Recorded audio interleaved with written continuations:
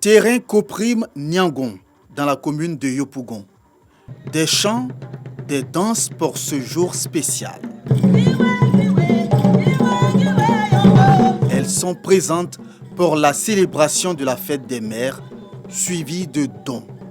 L'initiative est de l'association Espoir Plus. Vous savez que les mamans, on ne peut pas finir de les fêter.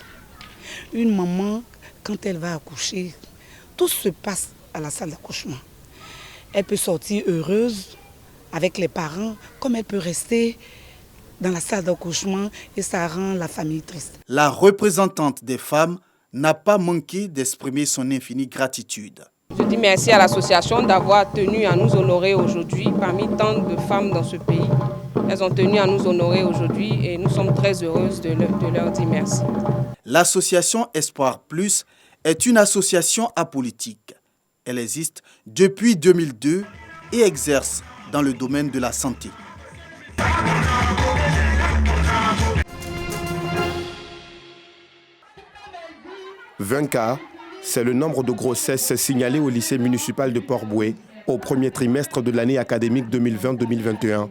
Une situation qui interpelle élèves et personnels éducatifs. L'administration n'est pas la seule responsable. Vous voyez les enfants, entre eux, ils font des choses, vraiment c'est déplorable. Il se passe des mots. Les responsables, nous sommes les derniers à partir.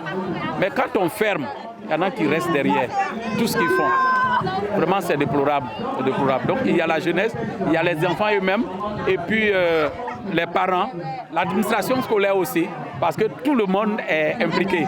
Ce qui nous pousse, nous les jeunes filles, à contracter des grossesses précoces au milieu scolaire, c'est le rapport sexuel non protégé. On a des informations, mais ce n'est pas tout élève à l'école qui écoute ce qu'on nous donne.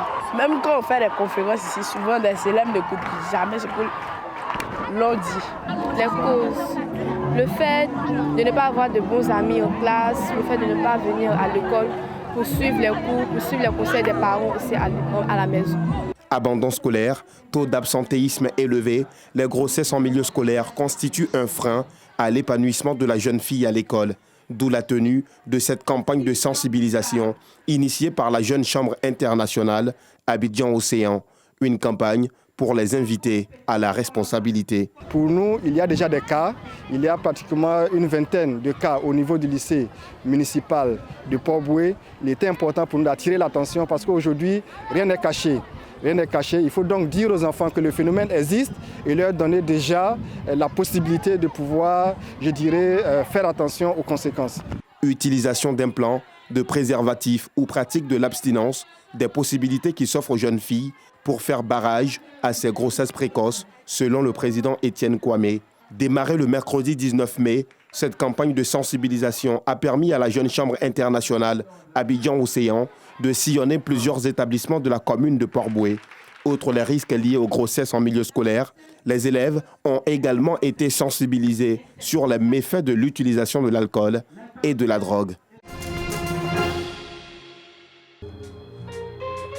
Une scène musicale sur laquelle jouent des personnes en situation de handicap visuel. Celle-ci interprète l'une des chansons de l'artiste coupé décalé Ariel Chény.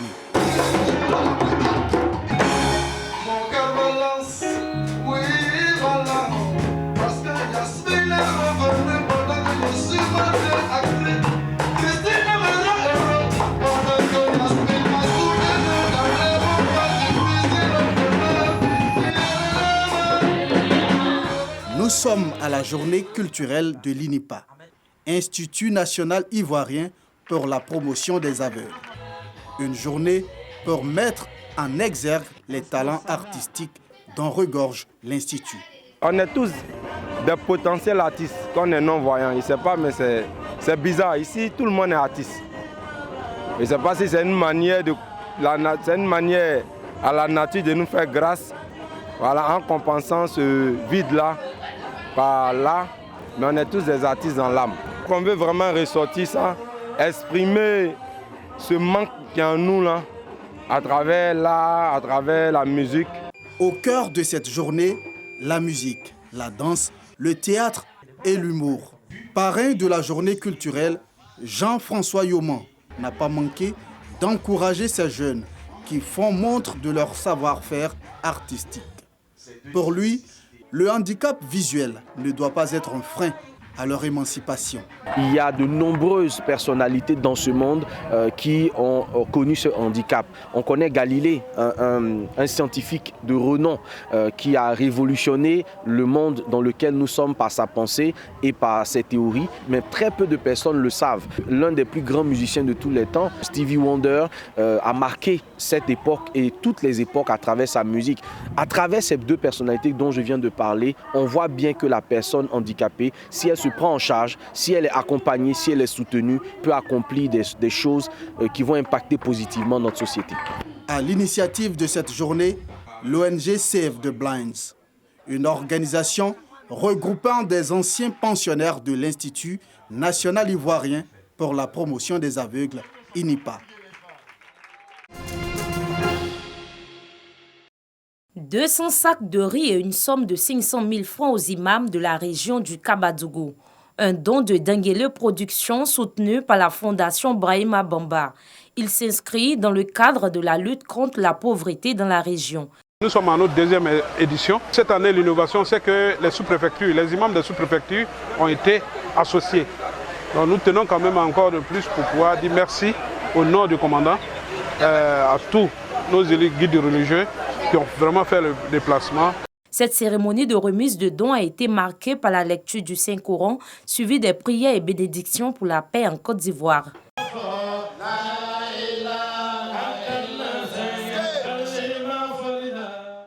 Les bénéficiaires, tout heureux, n'ont pas manqué d'exprimer leur satisfaction. C'est la première fois qu'on voit ça depuis presque 50 ans. Hein.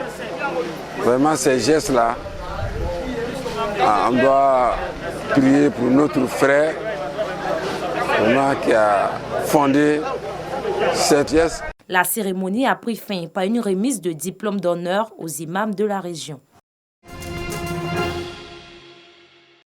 Cheikh Aïma Bouakari Fofana et Cheikh Aïma Traoré Mamadou, tous deux rappelés à Dieu respectivement le dimanche 17 mai 2020 et le mardi 13 avril 2021. Les imams, les prédicateurs et les fidèles musulmans de la région du Sud Comoé, avec à leur tête Cheikh Ayatou Sanogo, président du COSIM régional, ont une pensée pieuse pour ces dignitaires religieux. Ils ont initié à la mosquée des Grands Bassam une cérémonie de prière et de bénédiction en vue de leur rendre hommage. Nous avons décidé, à travers le Conseil supérieur des imams des mosquées des affaires islamiques, d'organiser une lecture du Coran. Prier pour ces deux grands cheikhs. Nous avons aussi profité, faire des bénédictions pour la cohésion, pour l'entente. Et nous avons prié pour que Allah puisse toucher le cœur de chacun et de chacune de nos cadres pour qu'ils puissent s'entendre, pour venir en aide à la Côte d'Ivoire et à son chef. Occasion pour ces hommes de Dieu de prier également pour le nouveau cheikh Aïma Ousmane Diakité et pour le président de la République Alassane Ouattara pour ses actions en faveur de la paix et du développement de la Côte d'Ivoire. Cette cérémonie de prière et de bénédiction de la communauté musulmane de la région du Sud Comoé qui a vu la participation des guides et fidèles des autres obédiences religieuses a bénéficié du soutien des élus et cadres de la ville balnéaire.